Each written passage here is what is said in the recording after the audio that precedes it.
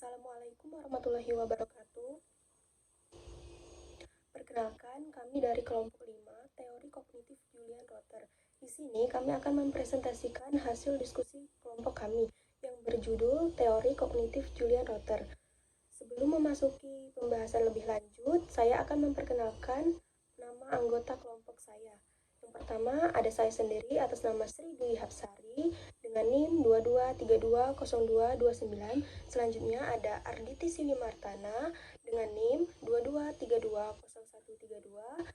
Sabrina Oktavia Putri Anggarasari dengan NIM 22320146. Aura Najma Fatarani Risnawan dengan NIM 22320274.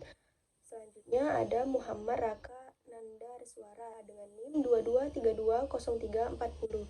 Topik yang akan kami bahas pada presentasi kali ini adalah biografi Julian Rotter, konsep-konsep atau pemikiran tokoh, kelebihan dan keterbatasan pemikirannya, perbandingan atau perbedaan maupun persamaan dengan pemikiran tokoh lain. Selanjutnya, pembahasan akan dijelaskan oleh teman saya Raka. Topik pertama adalah biografi dari Julian Rotter. Julian Rotter lahir di Brooklyn pada 22 Oktober 1916. Beliau adalah anak ketiga atau anak terakhir dari 3 bersaudara. Sejak kecil, Rotter sudah menjadi anak yang sangat kompetitif dan berjuang. Hal ini sangat sesuai dengan teori Adler tentang mengenai anak terakhir yang memiliki rasa kompetitif dan juang yang tinggi. Ketertarikannya pada psikologi bermula saat Amerika mengalami depresi besar dan keluarganya harus menganggur selama 2 tahun. Sejak kecil, Rotter gemar membaca dan kagum dengan buku dari Adler dan Freud, hingga beliau selalu membaca buku-buku dari Adler dan Freud. Saat kuliah, Rotter mengambil jurusan kimia dengan alasan lebih menjanjikan dalam lowongan kerja. Namun hal tersebut tidak membuat Rotter tidak mempelajari psikologi lagi. Beliau sempat menghadiri kuliah medis Adler dan beberapa demonstrasi klinisnya, hingga bisa bertemu Adler secara personal. Setelah lulus, karena kredit nilai di bidang psikologi lebih banyak daripada di bidang kimia, Rotter memasuki program pasca sarjana psikologi di University of Iowa. Saat Rotter mengambil posisi akademik di Ohio State University, barulah ia menganalisa tentang teori belajar sosial. Mengambil posisi di University of Connecticut sebagai direktur dalam Clinical Training Program karena Rotter tidak begitu senang dengan dampak politik dari McCarthyism di Ohio. Di sini saya akan menjelaskan tentang konsep-konsep teori Rotter. Rotter menyatakan bahwa teori pembelajaran sosial terdiri dari 4 pokok konsep, yaitu potensi perilaku, harapan, nilai penguatan, dan situasi psikologis. Pada tahun 1966, Rotter mengembangkan locus of control. Locus of control adalah sebuah teori dalam psikologi yang mengacu pada sejauh mana seseorang percaya bahwa mereka dapat mengendalikan peristiwa yang memengaruhi mereka. Locus of control sendiri terdiri dari 2 konsep, yaitu internal locus of control dan external locus of control. Internal locus of control adalah keyakinan individu bahwa mereka dapat mengendalikan hidup mereka. Individu internal ini cenderung aktif mencari informasi sebelum mengambil keputusan, lebih termotivasi untuk bekerja dengan baik, dan berusaha lebih keras dalam mengelola lingkungan mereka. Mereka juga cenderung mengakui kesalahan pribadi mereka dan menanggung segala resiko atas keputusan yang telah mereka buat.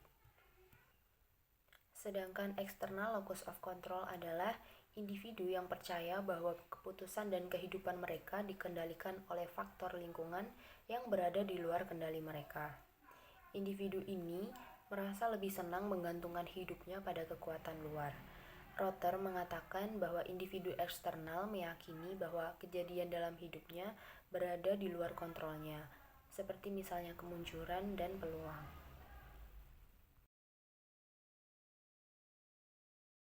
Selanjutnya adalah kelebihan dan keterbatasan teori Rotter. Yang pertama adalah kelebihan. Menurut Rotter, perilaku tidak hanya mencakup tindakan-tindakan yang dapat diobservasi, tetapi juga mencakup tindakan-tindakan yang tidak dapat diobservasi. Rotter juga menitikberatkan pada perilaku kognitif, terutama persepsi adalah sebagai penggerak tingkah laku. Yang kedua, yaitu keterbatasan teori Rotter. Rotter terlalu memfokuskan pada kejadian-kejadian subjektif tanpa meminimalisir kejadian-kejadian eksternal. Ia juga tidak percaya bahwa pengalaman masa kecil dapat mempengaruhi perilaku di masa mendatang. Ia juga terlalu menitikberatkan pada variabel internal. Perbandingan pemikiran teori Rotter dengan tokoh lain adalah 1. Rotter berpendapat bahwa perilaku manusia paling baik diprediksi dengan memahami interaksi antara manusia dan lingkungan yang penting bagi mereka. 2. Tidak ada satupun individu atau lingkungan yang sepenuhnya bertanggung jawab atas perilaku. 3. Pemikiran manusia, ekspektasi masa lalu, dan masa depan adalah prediktor penting dari perilaku. Persamaan pemikiran teori Rotter dengan tokoh lain. 1. Rotter dan Michel percaya bahwa faktor kognitif seperti harapan, persepsi subjektif, tujuan, dan norma pribadi penting dalam pembentukan kepribadian. 2. Melihat manusia sebagai makhluk kognitif yang menganggap persepsi suatu peristiwa lebih penting daripada peristiwa itu sendiri. Sekian materi presentasi dari kelompok kami, semoga dapat dimengerti dan bermanfaat bagi kita semua. Kurang lebihnya kami mohon maaf.